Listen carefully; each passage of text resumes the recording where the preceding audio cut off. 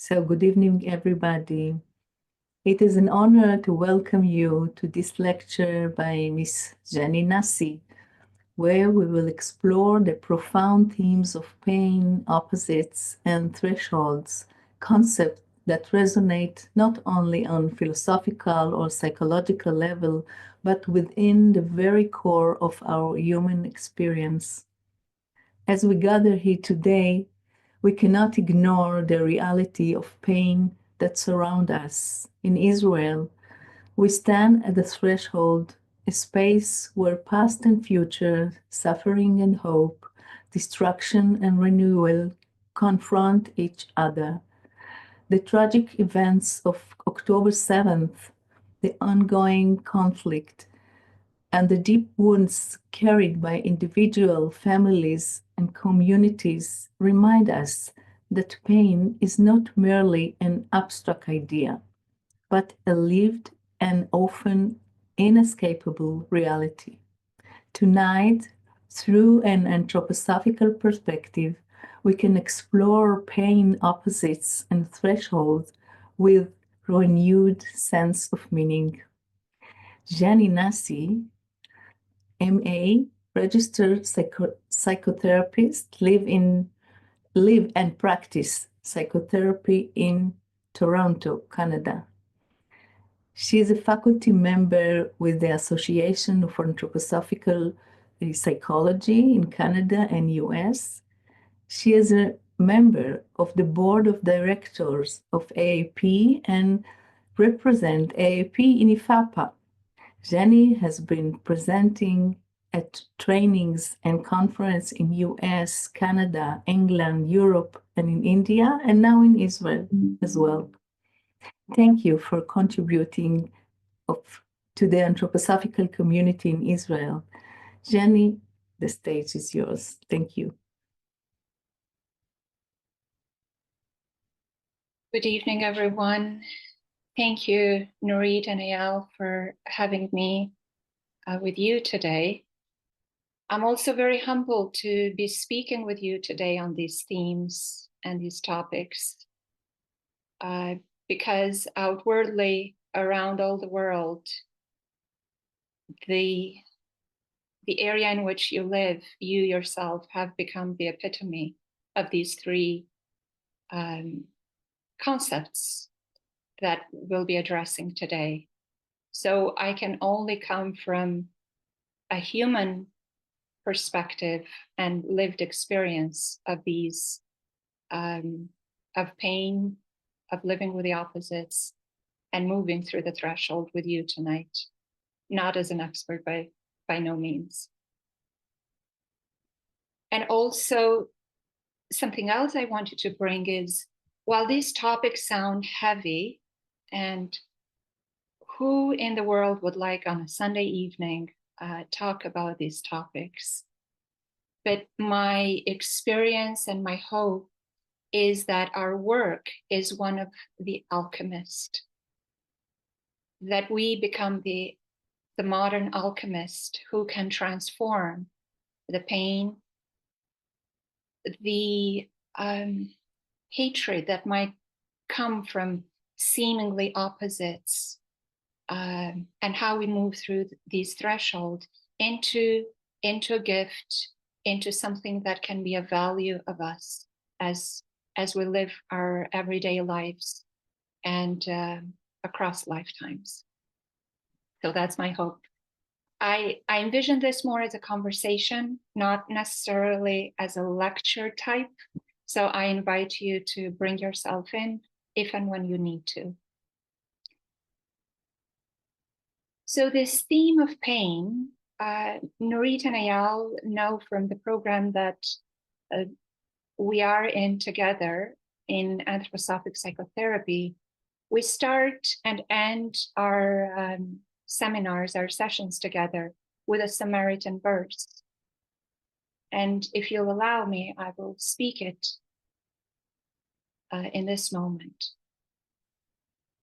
So long as only you feel the pain which I am spared, is the Christ unrecognized, working in the world. For weak is still the spirit, while each is only capable of suffering through their own body.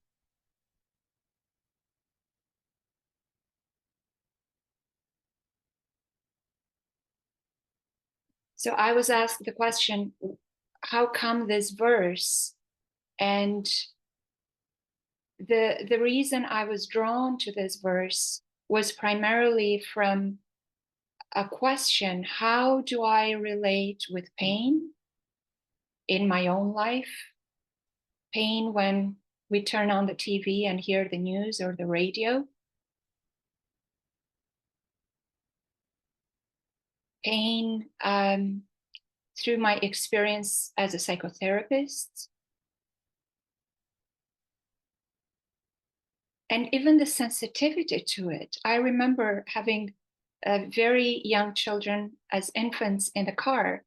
Even when they would be asleep, I would not turn on the radio because all the news were sensational, just bringing a certain energy. So, thank you. So I've been exploring this. What is my relation to pain? And then I would see in others.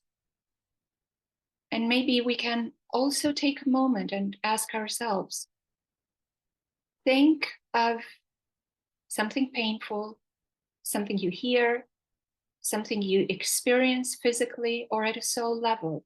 What is the gesture in your body when you're faced or experience pain?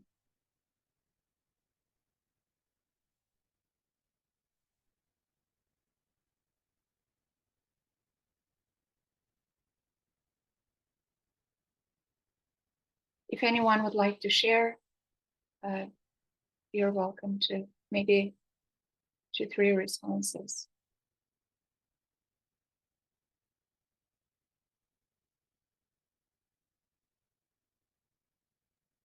Can you repeat, Zheni? Yes. What is your response? Maybe a gesture. Like, I don't want to give it out, but when you're faced with pain, when you hear something painful, or when you experience physical or pain at a soul level, at an emotional level, how does your body respond? How do you respond at a cognitive level or at a visceral level? Contraction. Contraction. That's what you said, Michal. Yes, contraction. Thank you. Shrinking. Shrinking, yeah. And when we shrink, it's a form of contraction, right? Yes.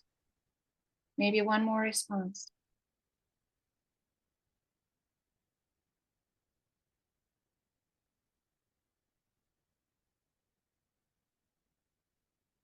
And I am, yes, Nurit? Getting inside. Mm. Yeah, it's almost like I need protection. That's how I am understanding what you're saying, almost like a fetal position. Yeah. And I am acutely aware that this is, just thinking about this is painful. And in a similar vein, this was my experience in therapy. People would do anything just to get rid of pain. Would go to the doctor, give me something just so that I don't feel the pain. I vividly remember a patient in therapy, first 8 sessions, all the session was about crying. So then the question became for me as a therapist, how can I be with the pain of the other individual? Not only with my own pain, but how can I be with the pain of the other? And in this verse, in the Samaritan verse that Rudolf Steiner has given, in the words where it says, for weak is still the spirit while each is suffering in their own body. Then to me, one way to deal with pain, the way to deal with the pain was to strengthen the spirit. Because as long as we're each isolated in our own pain, that's what makes it unbearable.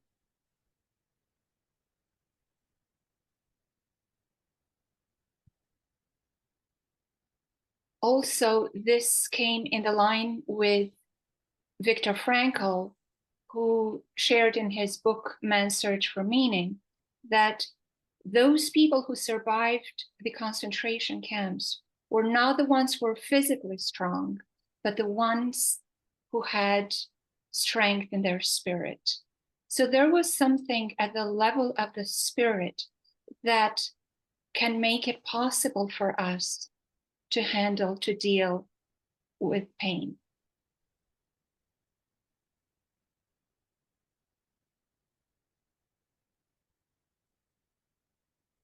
Now, at a spiritual level, how do we experience ourselves? So what is the most spiritual aspect in us as human beings? And that is the I organization. So in a way, I'm following this train of thought now. We need to strengthen our ego or our I organization. And how does our ego develop or strengthens?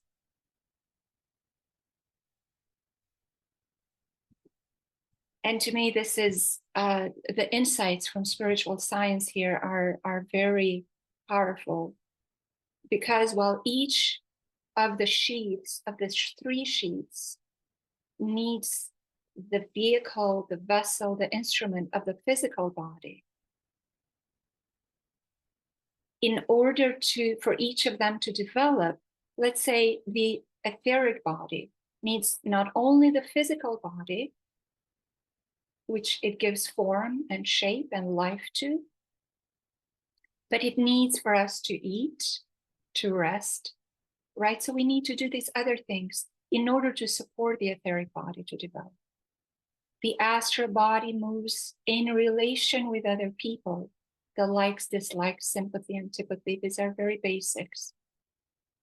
And the I, the ego organization, is the organizing principle. It brings these sheets together.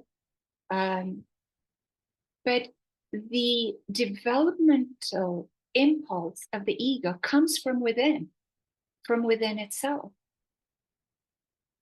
And it happens in two ways, primarily. One, and I mean in this lifetime, because we have the development of the human spirit from previous lifetimes. But in this lifetime, there are these two ways. One is to open itself up to experiences in life. So more experiences we have, each and one of these experiences is an opportunity for the ego to develop. So each of these experiences are also create spiritual impulses. And another way that our ego organization develops is through overcoming obstacles.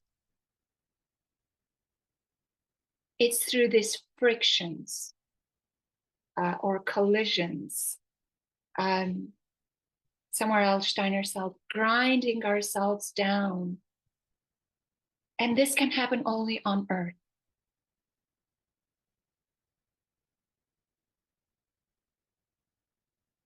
So if we are able to, with each of these obstacles that we have in life, to cross that, to see that as a threshold of overcoming that obstacle, that becomes an opportunity for ego development or for spiritual development of the human being.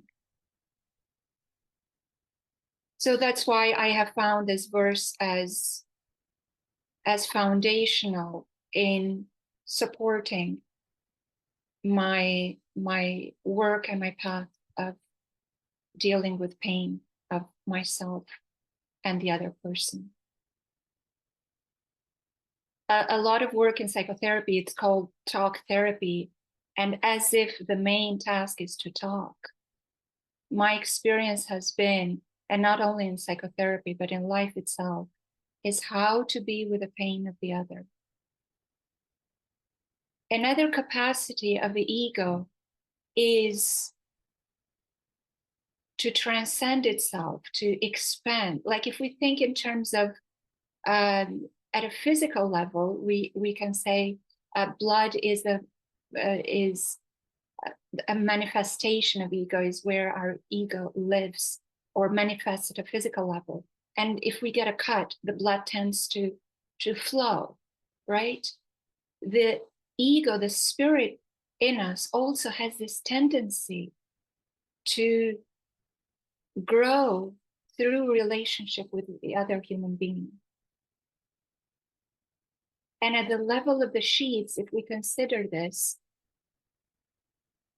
in a one-on-one relation with another human being, what happens is intentionally or consciously, I need to dim my own ego in order to enter into the eye of the other human being.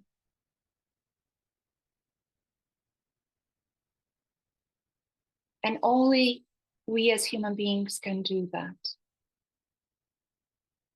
Now, what also has been the biggest challenge has been when I go into the other, into the pain of the other, not only it becomes painful for me, but how then do I bring myself out of the pain of the other?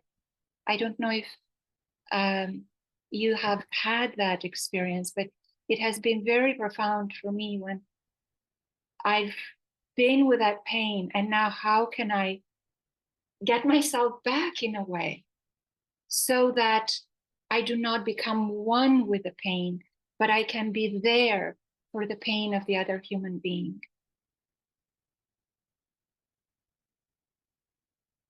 And what we have indications from spiritual science and also from my experiences, the more we strengthen our ego, the more we are able to have this ideally a flow between I and thou.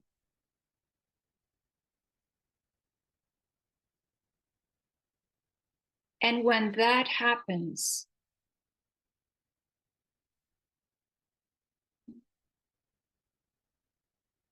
what unfolds is the third becomes present. And that third is the being of love. So this is just a little bit to enter into this topic, and then I'll segue into the next one. Any questions or comments at this point?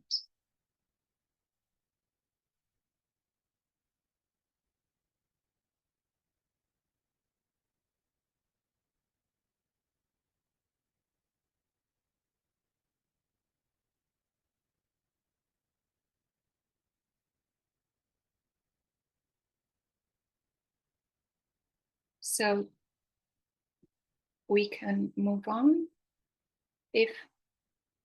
So I wanted to make a pause when I mentioned the word love.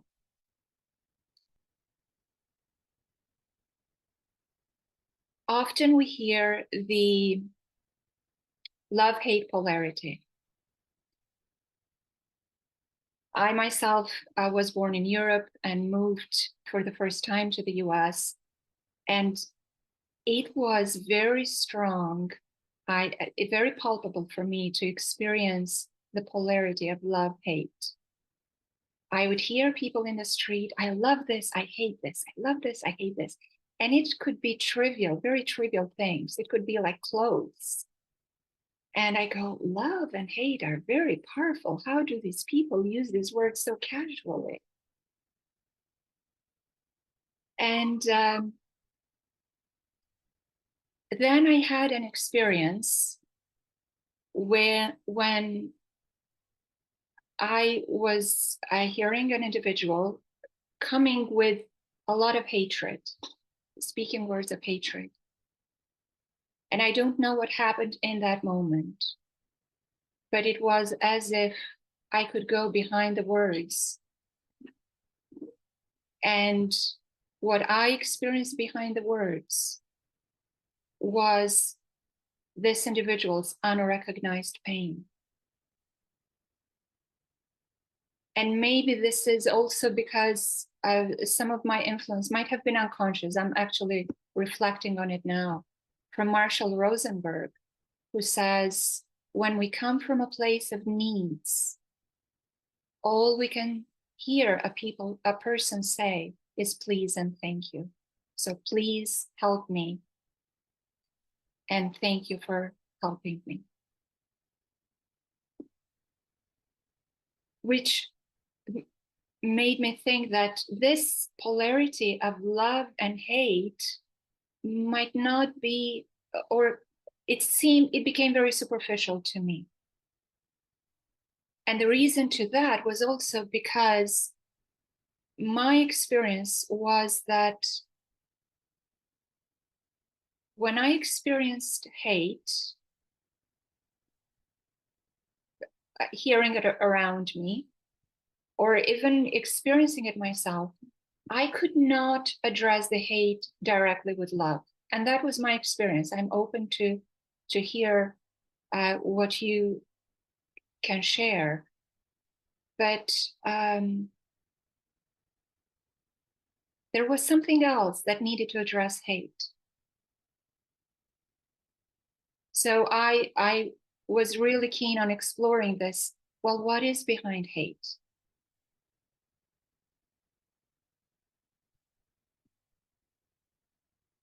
So I would ask you this question. Maybe we can take a moment and ask you, what is your response, again, cognitively or viscerally in your body when faced with hate, verbal or physical?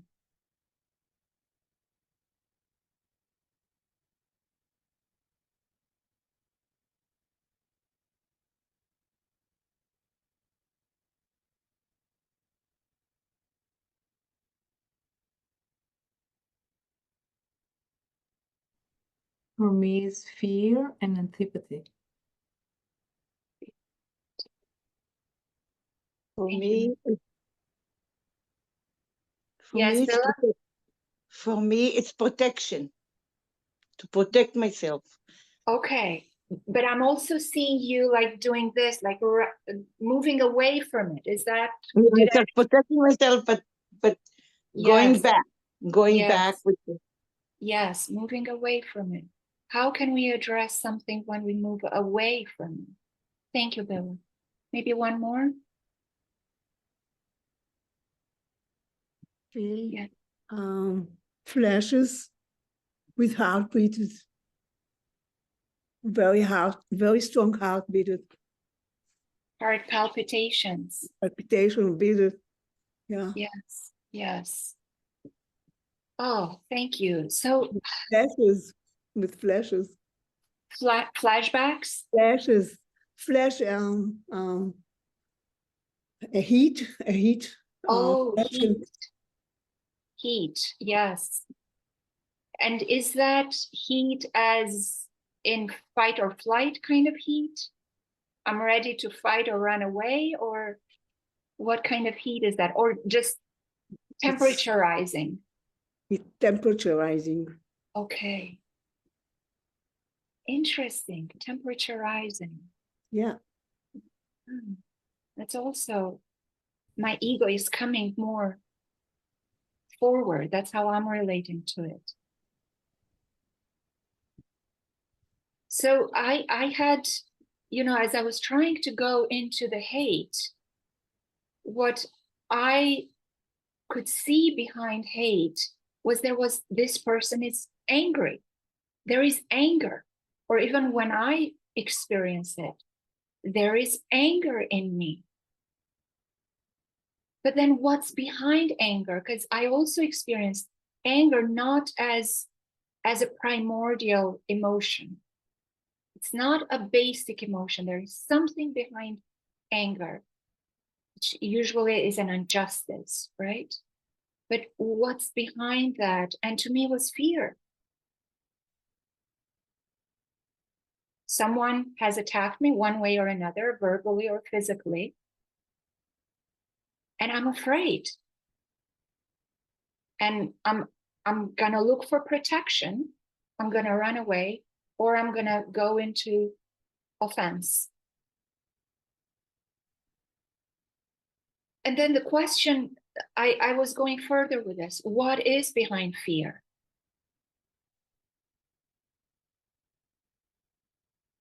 And all I could see was pain. That was my experience. Pain, unbearable pain of myself or of the other person.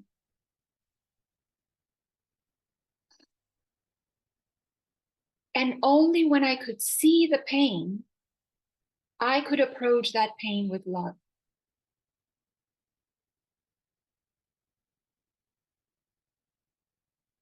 And that was the only way I could come around hate. I could not address hate directly. So my realization was that hate cannot be healed without this inner realization of facing the fear. And fear cannot be healed without the realization of pain.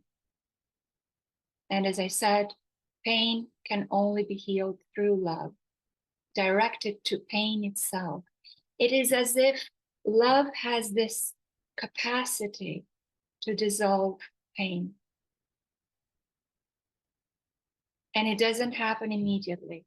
I need to be in that place of love, which is not easy.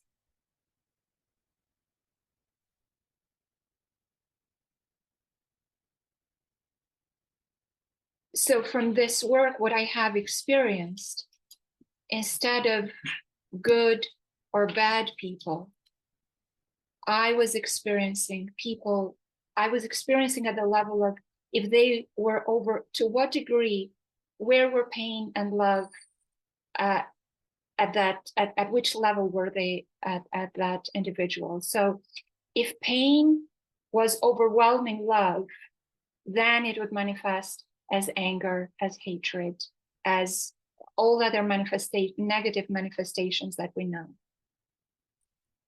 And if love was able to soothe and overwhelm or balance pain, then we would see a more collected person, a more understanding person, a more relating person. And in certain instances, when pain would overwhelm love to the degree that it would weaken the I organization, the ego of the other person, it could even allow for other entities to come in that person in the place of the I. Are you following me with this? Am I making sense?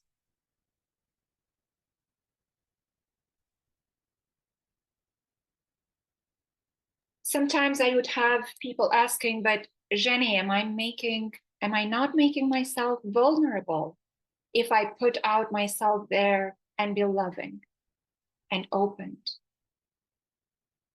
And that's a real, it's an existential fear. But then see, I'm using the word fear, which means again, that the person is in fear, the person is in pain.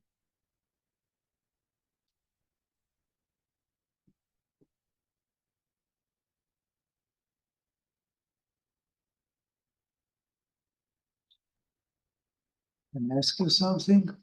Yes, Eyal. You said that hatred comes from pain, from fear. Behind the hatred is a fear, and behind the fear there is pain. But I was wondering, is that include all kind of pain, all kind of fear. Can you say more, Eyal? Yeah. Yes, I don't understand, for example, pain, physical pain. Not always will create a fear, and also not always will create hatred. So they should be a specific, I'm asking, either should be specific fear or specific pain. So when pain is at a physical level, let's say, and again, let's think this aloud together, but this has been my experience that I'm sharing with you. It is almost as this pain is becoming so unbearable, I'm going to die. So there is this fear of annihilation, of non-existence. So that's how I go. Now the question, the difference here is that, and this is in my experience, but also it's studies have been done on this. We can have two different individuals having, because pain is, you're absolutely right. Pain is one of those things that can be physical, can be emotional, right? But pain itself, let's talk about physical pain. It has duration. I'm in pain all day, for example. It has intensity from 0 to 10. That's what I ask many people that I work with, or there are questionnaires for this, you know, that we work with, but what is your pain level? So there is duration, there is intensity, and there is frequency, right? So there are these aspects of pain when we talk about pain. You can have two different individuals that can have the same duration, the same intensity, the same frequency of pain. However, one of them has motivation, something that he is motivated to get up every morning and to keep going in his life. And the other person feels like, what's the point of it? I'm gonna die. In the second individual, because of this lack of meaning, if I can put it this way, the pain is gonna increase over time, both in intensity, in duration, and in frequency. They're gonna feel the pain more. So even at a physical level, which I was primarily referring to pain as suffering, but I find it very similar, even at a physical level, that this still holds to me. But if others experience it differently, I'm open to explore it. That's why I said this is more like a conversation. I'm not coming with statements. What do you think, Eyal? I thought there must be other human being there.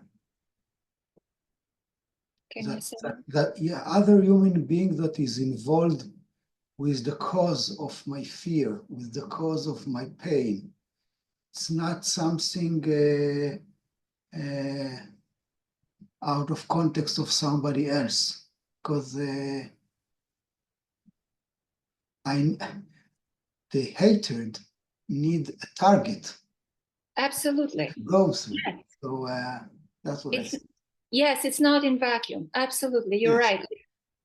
To take the case of people I work with who have been in motor vehicle accidents, they have this anger toward the person who caused their pain, and I've had, you know, different cases. Their partner died, one is paralyzed, their life is turned upside down forever. They will never be the same person again. And there is a lot of hatred, anger, but I'm going to the root cause of it. behind it all, there is this pain. Pain of I've lost myself. I'm no longer the person I was before. My life will never be the same again. I lost my job. I lost my family. Like all those atrocities can happen. And yes, there is a target. It's always in relation to something else. Yeah. Yes, absolutely. Thank you.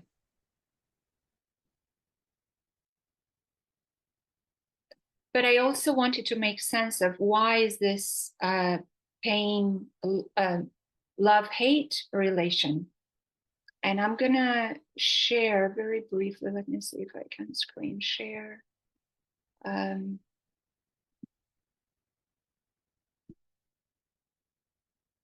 you see this? Okay, so Nurit and Eyal, you might have seen this triangle from David Tresemer. He was one of the founders of anthroposophic psychology in North America. And at some point he shared this 3 different types of love. In Greek language, we have agape, which is more in the feeling realm. We have philia, which is more in the thinking realm. And then we have eros, which is more in the willing realm. So love can be in these 3 different realms of thinking, feeling, and willing.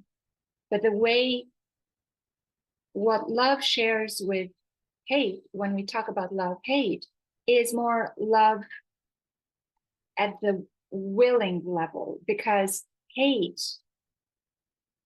moves someone into action. And that kind of love or hate is when they're both at that level. My experience with it, so this is 2-dimensional, it's a triangle. Imagine this triangle being risen as a pyramid, where love is as oneness. We experience the other as oneness in both pain and love.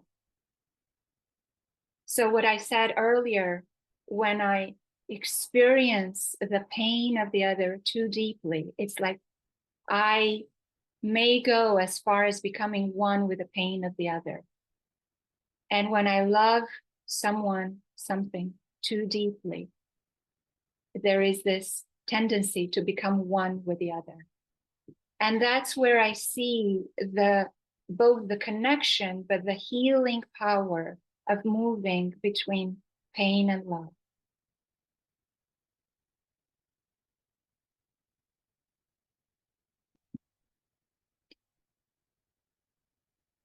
So again, maybe this is something that it's new. I know people don't talk so much about love, pain, but this has been my experience, and I wanted to share that with you.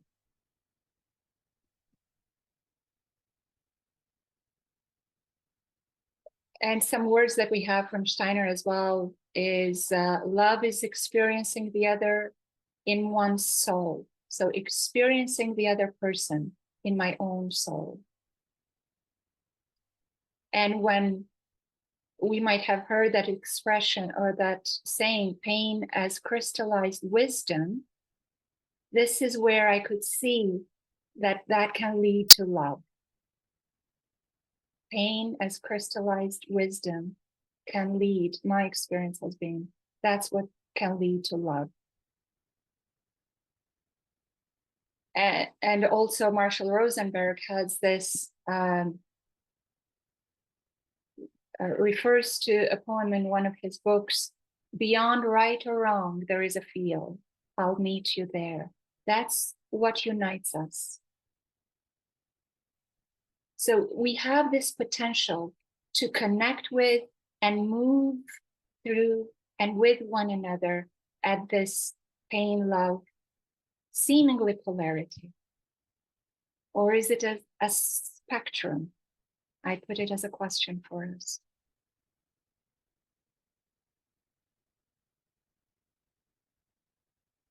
A final word I'd like to share with you is in our training, we work with psychosynthesis, which comes from Roberto Saggioli, a psychiatrist from Italy.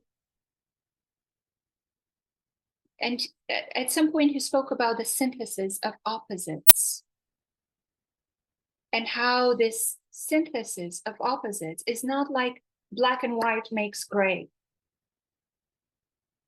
Yes, there is that.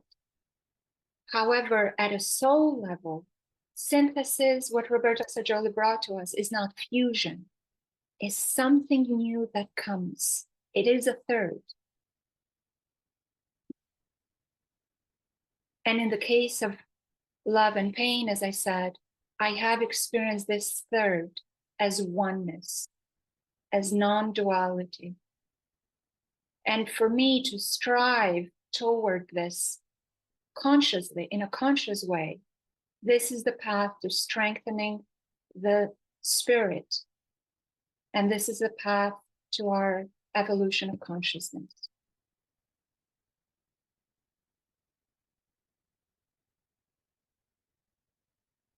How are we doing so far? Questions, comments before I move into the third one? Yes, but can you say more about why is love so difficult to embody? Oh, yes, that's It I was sounds gonna so say- good, so yes, I was going to say the million, the billion. It's a dollar question, but it's a question that has no, it's invaluable. It's we cannot find a value to it because it's, why is love so difficult? Yeah. When are we in a place of love? Mhm.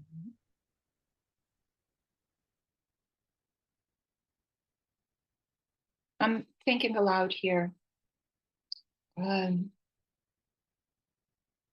So with love, we can go through our I.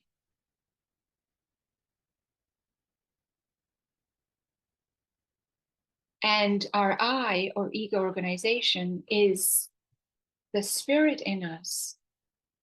And yet that is the baby in terms of the evolution of the human being.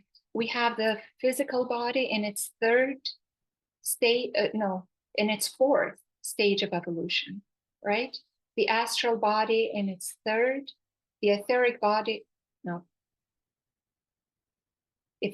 in its third, astral body in its second, and I organization in its earth. This is the first evolution of the I organization. So as paramount as this I is, it is so underdeveloped.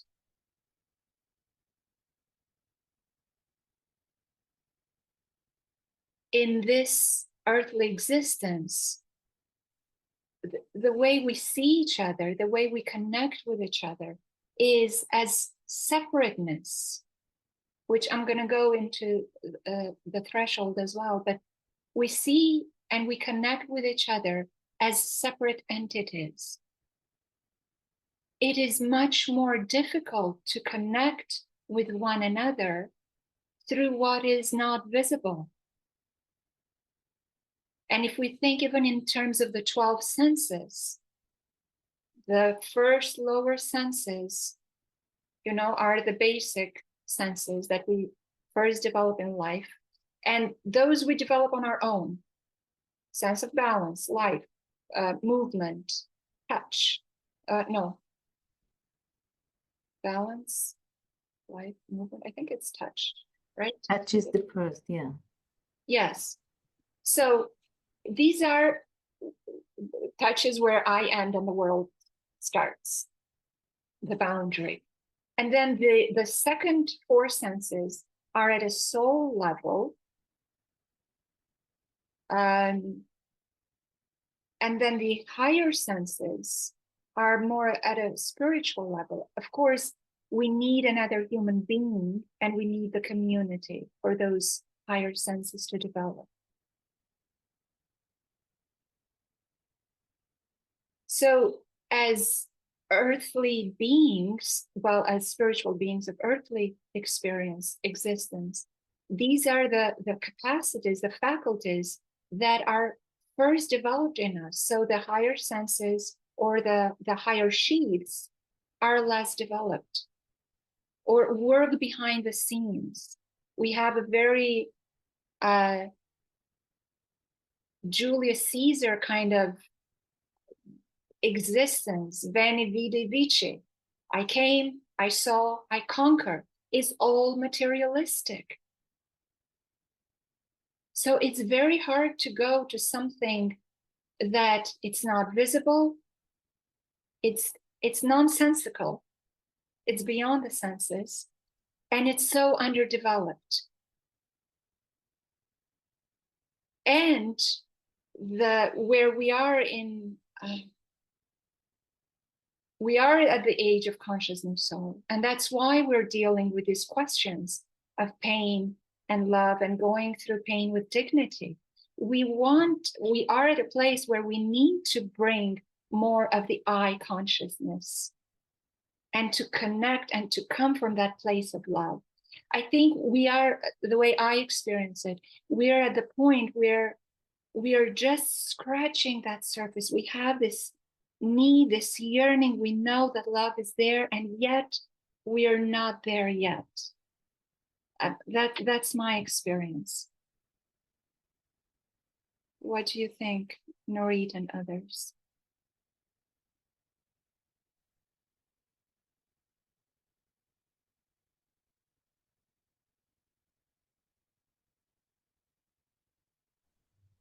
Wonderful.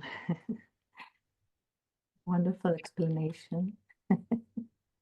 Yeah, we have a long way to go, but that also makes it, to me, very important that we go loving and gentle with ourselves first, because we cannot give it to others if we don't develop it in our own self first.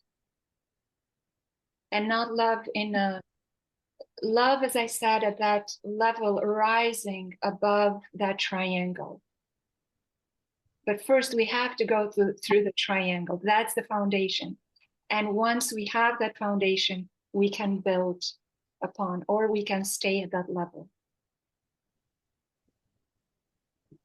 Which now this brings me to the point of thresholds. Something that has been helpful to me on working with thresholds has been the point periphery meditation. People are familiar with it. So this is seemingly a very simple meditation, but one can go, as anything from spiritual science can go very deep, or we can meet what spiritual science brings where we're at, but it also allows us to go deeper. So let me see if I can share screen again.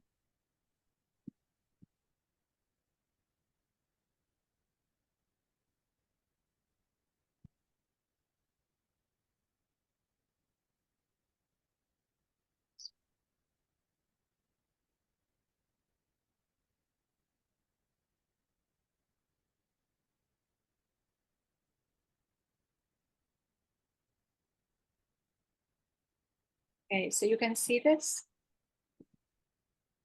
All right. So the point circle meditation, it was given in the curative education lectures. I think it's lecture 10 in that cycle. And I have worked with it on like my way, but it's very simple, as I was saying.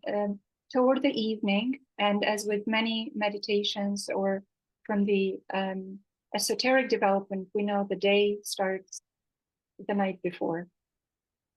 So in the evening, we say, "In me is God."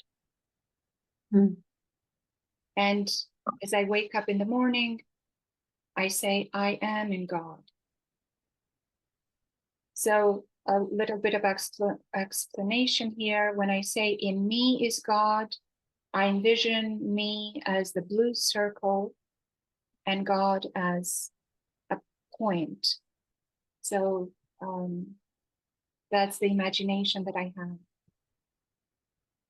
And during the night, something happens. When I wake up in the morning, this blue circle becomes this point.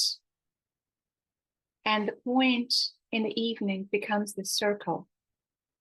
So when I say I am in God, I wake up in the morning and I am surrounded by this omnipresence of God. So just to share with you a little bit, notice also that there is, where blue and yellow meet, there is this green circle here.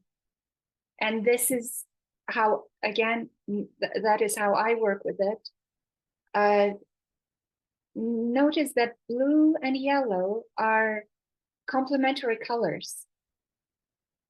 But when blue and yellow come together, there is this green.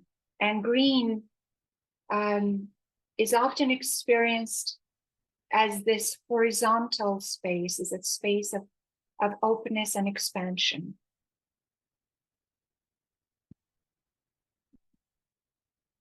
So I'll stop sharing there for a little bit.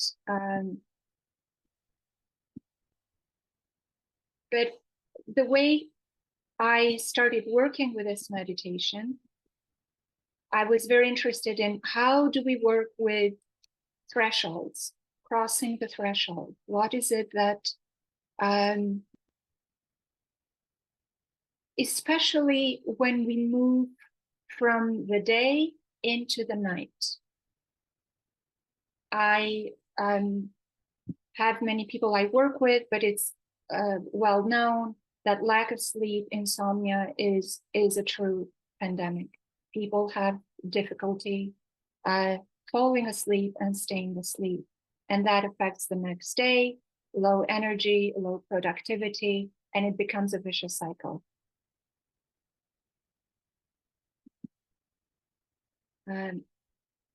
Miriam put a question: at my age, my main issues I'm trying to clarify on several levels are love and freedom. About love, one of my questions is, are there people who can't do love? Yes. I can pause here, and Miriam, I can give my understanding of that. If you remember, I said the danger when pain overwhelms love is it makes it possible. It weakens the ego, the I organization, to a level, to a degree that it makes it possible for other entities to enter in. And that's when we're going into realms that we face real challenges, and we have to use discernment. Whether is the ego of the person or whether it's another entity. Are you following me if I use this language? No, I'm following. I'm following. I just wonder whether it's all on my on my ego, or are we sometimes faced with evil at such levels that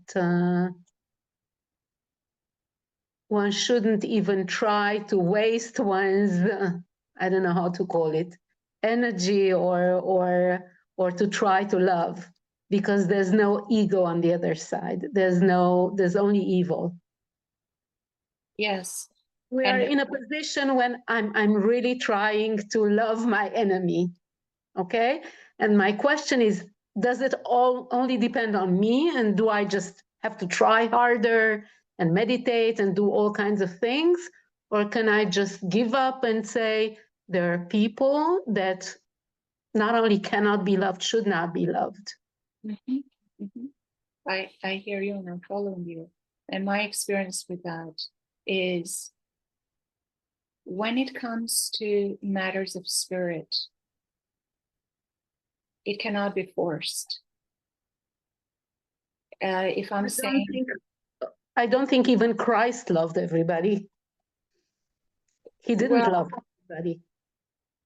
uh, If I'm reading the Gospels right. yes, well, we have two instances in the Gospels where he curses. There is one with a fig tree where he curses the tree. The tree was full of leaves, but was bearing fruits. No fruit, right. And he curses that tree. Mhm. There is a lot we can say about that. And there is the other one, the righteous anger that they talk about when he goes in the temple, that the temple Burns was up the tables, right. Mhm. So there is this righteous anger that we have even in the scriptures. So I hear you and I agree. And my take on it is anything that is forced, I cannot force myself to meditate. And I think no one should try to achieve something through, okay, I'm going to meditate harder in order to achieve this. Mhm. It has to come from a place of love, and love flows. Love is not forced, it's not forceful. And when it comes to situations like this, there is an inner knowing. If I do not feel safe with this person or with this situation, then I will have to leave.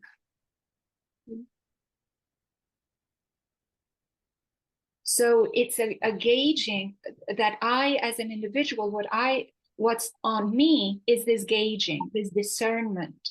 That's what's mine. But I cannot heal the other. I cannot transform the other. So what I am bringing is that my hope is that we do not take it upon ourselves that through my work, I can change the other. As you said, even Christ could not change, many people. The aim is not to change the other, is how, and what changes, we cannot change the other, we cannot change any person. What I can change, again, my experiences, is how I relate with the other person or the situation. My perception, because we move from percept, concept, mental images, concept, the levels of thinking and of will, and at some point they meet, the thinking and the will. So that's what's mine. I cannot take the pain of the other person. And this is very difficult, especially with parents whose children are suffering. It's very difficult. But that also because, to a large degree, we see ourself, our identity attached to that of our child. And the suffering, the pain, the achievement, the accomplishment, the failures and the losses of our child then become ours. And we are just compounding the pain. Is that helpful, Miriam? Yeah, very much. Thank you. Thank you so much. Yeah, thank you for asking that. How are we doing? I'm mindful we're past the hour. I'm looking at Nurit and Ayal. Yeah, it's okay. We have 1 hour and 15 minutes. It's okay. Okay. You can So go. I'm gonna go a little bit more briefly through this point circle meditation because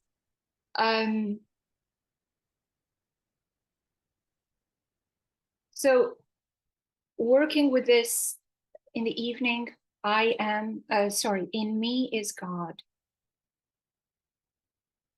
And I was asking this question, well, how is this helpful? Why do I say in the evening, in me is God?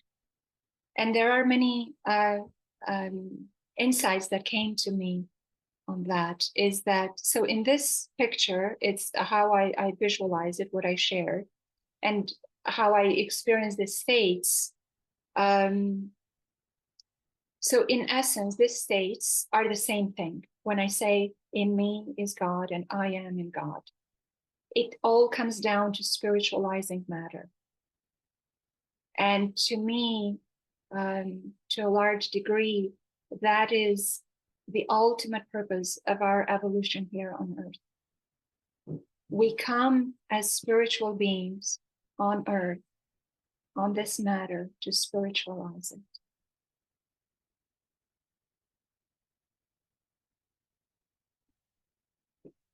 The difference is the point of view. Where do I stand in which time of the day? For any of us who do meditations in the morning, in midday, and in the evening, know that there are different nuances, different energies, how and why we do meditations during these times. And how I relate with the self and the I of the other and the divine in us.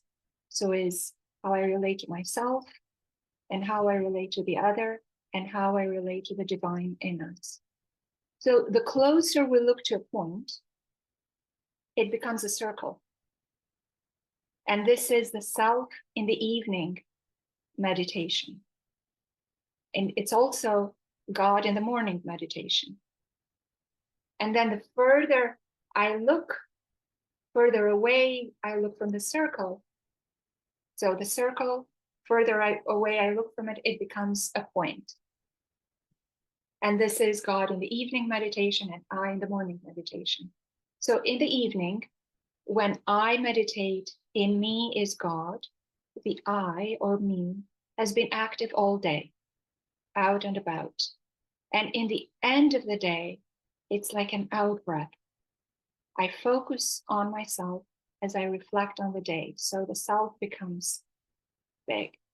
And many people have issues going to bed because all the ruminations kicks in, all the problems, all the worries. And they are fighting with these vicious thoughts. In the evening is the worst time. But when I go with this, with the words of the meditation, in me is God, I experience myself as the universe itself, being that God is omnipresent.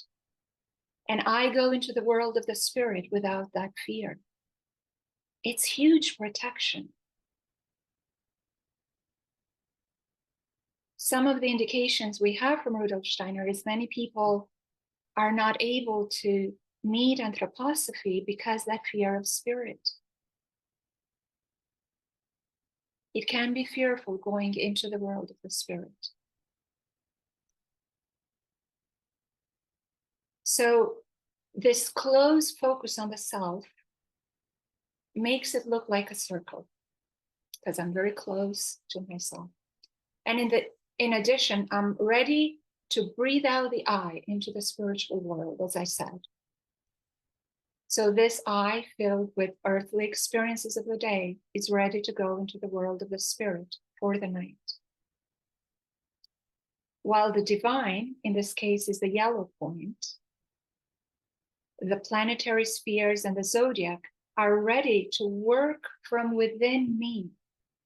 So the I need to go into the world of the spirit, and the higher, like astral body, works, and the I, the cosmic I, works in the physical body and in the etheric body. I mean, this is a huge topic. I need to be mindful how deep I go into this, but it's more in the lower parts of the body where we're less conscious, that the higher members have an affinity toward. So this is, and that's why we have all the anabolic processes, regenerative processes happening during the night. And what happens with this insomnia pandemic, people are not we're not regaining our forces. Our life forces come from the world of the spirit. So it is this microcosmic experience of self. I am left with my physical and etheric body within which the divine is working. So when I go into the night with in me is God, that is my protection to enter into the world of the spirit. So as I said, in the morning, the I is young, just comes into the physical body like a newborn, like it's born anew, and it's a point. So I am focused. I'm now, while in the evening I was focused so much on myself. Now in the morning, I'm not focused inwardly. I look forward to the day to meet and greet, to do and be with others around me. So I am in God. That now gives me grounding when I face challenges in life. So as I am out and about for the day, the healing of the divine no longer takes place from within, but outside, around me and in the eye of others I encounter in my day. I am God. So I have a conscious experience of the macrocosm. As I said earlier when we started, the ego organization develops through overcoming those obstacles, those frictions. So those points fertile with insights about the spiritual world are these transition points, as I said, where the blue and the yellow meet that green space here just before sleep or just before waking up. So in addition to insights, it's possible to have an actual, at some point when one works with this meditation, one can physically experience oneself as being as vast as the cosmos and as tiny as a grain of sand. It's quite possible that this works in the body. So that was my initial working with this meditation.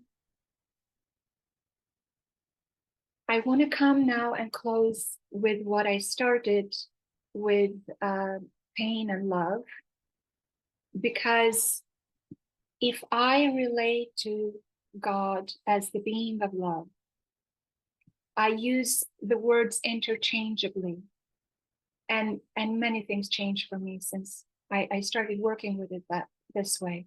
Instead of saying, I am in God, I say, I am in love. And that's when I realized the true meaning of love. We say I am in love with another person, but to say I am in love instead of I am in God, to use that word interchangeably, then love is not as an attachment, as a codependency to another person, to a situation, to an event, to a place.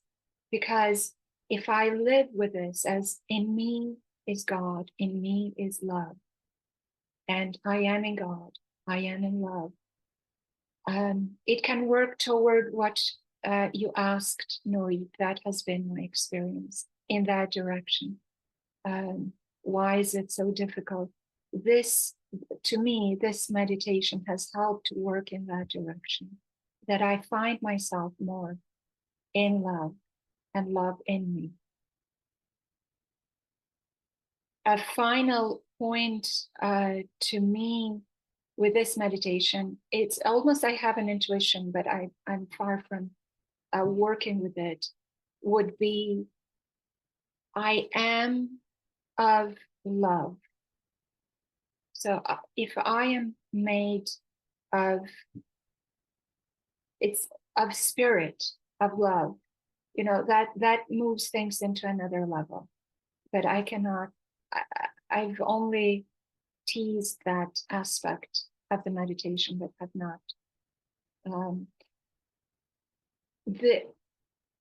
My experience with this is that we can move to a level of oneness. And it's not a level of oneness that I'm always there and with everyone, to Miriam's point. But to be in flow, that's a good way for me to describe it. So these are some thoughts. I don't want to take more time. I could talk and talk, but that's not the point. I would also love to hear from you.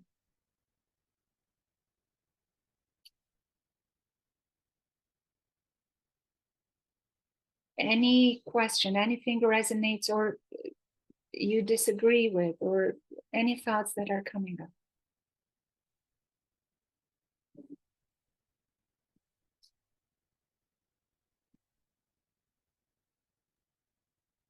When you said that in the morning we say I'm in God, I'm in love, it resonates me with the thinking that in the morning I'm in the sun, in the light of the sun, which is pure love. And when we also say that whenever you want to heal something, you need to open it to the sun. So this is one thing that I thought of. And the other thing is that the contraction and the expansion, that when we wake up in the morning, we do something like a contraction in ourselves from being in, the circle that you create. At night, we are all around the cosmos, and in the morning, we contract ourselves. But I thought that, so this is the movement of hatred, of becoming one in myself. But I thought that hatred is when you continue this movement more than it's supposed to be. You not just contract yourself into yourself, but you also divide yourself from the other. So this is become more and more inside yourself. Then this is the verse that you brought at the beginning. The way I relate with that, Eyal, I don't know if you had anything else. I don't want to. No, it's okay. In the morning, that contraction is a protection against vanity. If we relate with the context of what Steiner brings in that lecture, where he brings the meditation, is I am small. In the evening, I go big and expand, and the circle. In the morning, it's the point. But by saying I am in God, it's I am small, God is big, and I strive for that I-thou relationship with the other human being, and to see God, the divinity, in the other. So I cannot go about in my waking experience with this mindset of, I am big. I see that that contraction is needed. It's coming down to earth, right? Coming down to earth is contraction. So I didn't think about the contraction and hatred, because hatred can take different forms. Who was it who said, I think it was, your name is written in Hebrew, who said that it's this heat, like it can get Irit said that. Irit, yes. Hatred can get big because I want to attack, right? Rage can come with it. It can take different forms. When we're in fight or flight, it's still the same sympathetic system, but it has two opposite directions. Yeah. So that's a very good point. Thank you. Excuse me. I have to inform you, I'm a nurse. It's not the sympathetic system, it's the parasympathetic system. The parasympathetic, For my yes. knowledge. The parasympathetic is the relaxing system. The sympathetic is the fight or flight. All the heaters, all the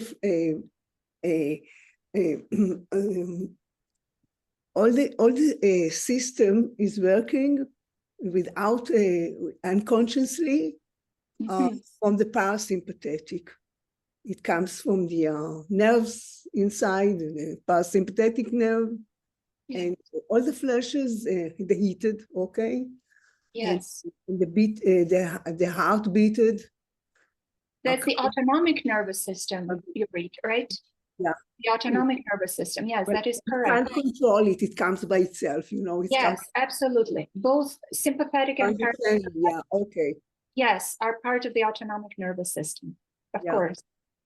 Yeah, totally agree there. That's fear, what we call fear, yeah. Yes, yes, absolutely.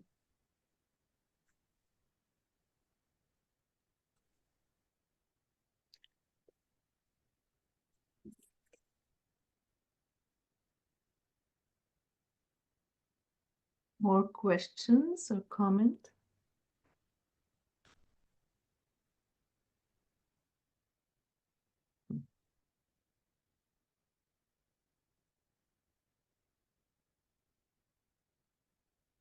Well, Zheni, thank you so much for a profound and inspiring lecture. I feel that your words deeply resonate with the spirit of our time, you know. Thank you for what you shared with us, and may we all have a peaceful and quiet evening with the meditation. Thank you all, and blessings on all that you do.